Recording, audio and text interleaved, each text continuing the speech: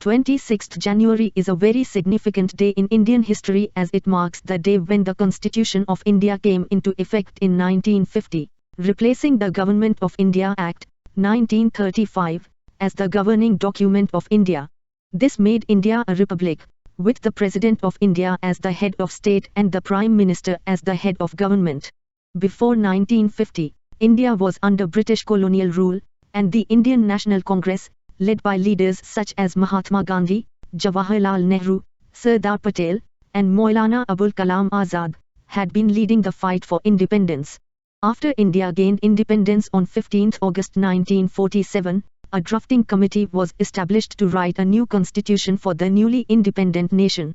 The committee, led by Dr. B.R. Ambedkar, worked on the constitution for over 2 years, and on 26 November 1949, the constitution was adopted by the Constituent Assembly.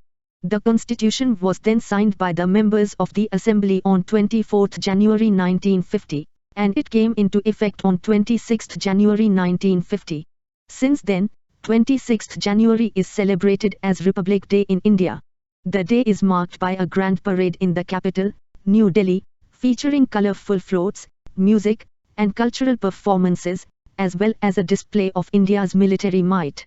The President of India also gives a speech, and there is a display of India's cultural and social heritage.